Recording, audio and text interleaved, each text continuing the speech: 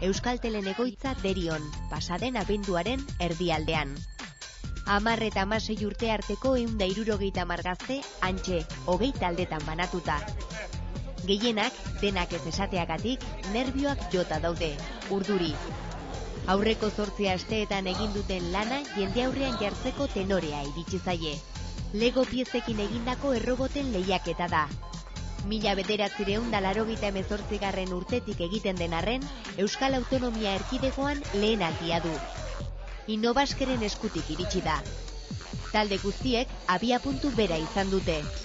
Lego etxeak emandako pieza multzo bat, sentsoreak, motorrak, engranajeak eta programazio software bat.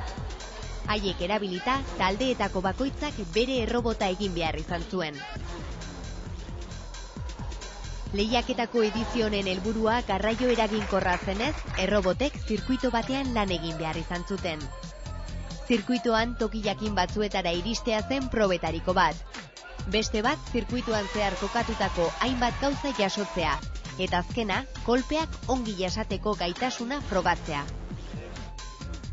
Errobotak diseinatu, probatu eta eraikitzeaz gainera, taldeek proiektu zientifikoa ere aurkeztu behar izan zuten.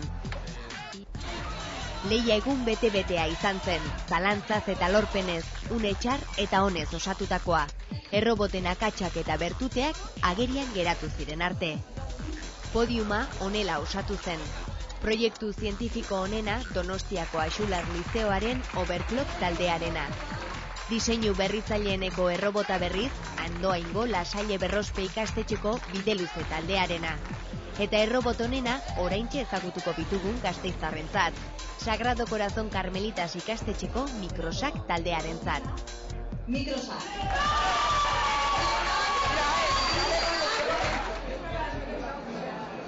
Kaixo Itaskun naiz, ni Angel naiz, ni Ainoa naiz, Amaia naiz, Kaixo Estibain naiz, ni Janire naiz, Kaixo Juan Pablo naiz, Jose Antonio, Alejandro eta Vitor gara. Gara Microsac taldea. Eta hauxe da taldearen errobota, txapelduna. Sinpletasuna du bertute nagusia. Programazio memoria eta 3 motor ditu, besterik ez.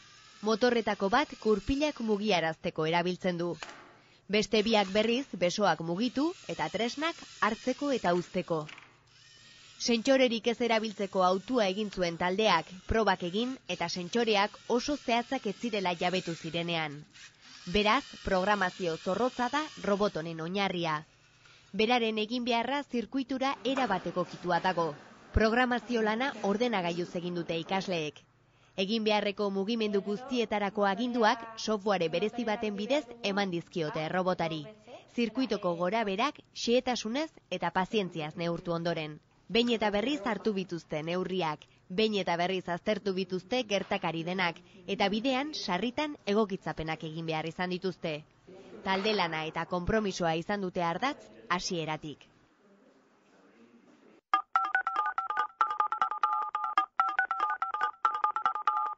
Esan ziguten.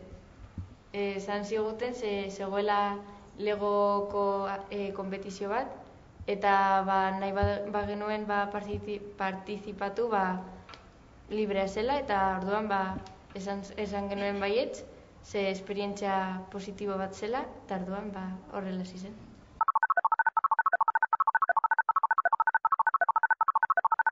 Denbora asko eman dugu hemen horrela piezak montatzen, 2 edo 3 artean, eta hori bat egiten zuen pieza bat, eta besteok baiezkoa eman behar zioten.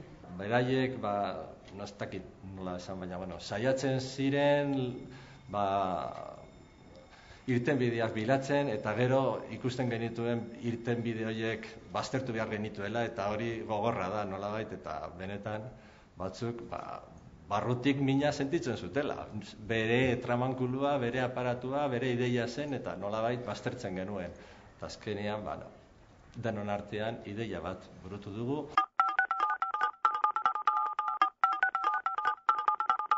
Azkenean da, zure lanari errekonozimendu bat ematea. Eman ditugu hemen 2 hilabete eta pizkat gehiago, hasta azkenero eta astiralero etortzen, eta azkenean zerbaiterako balio esan du.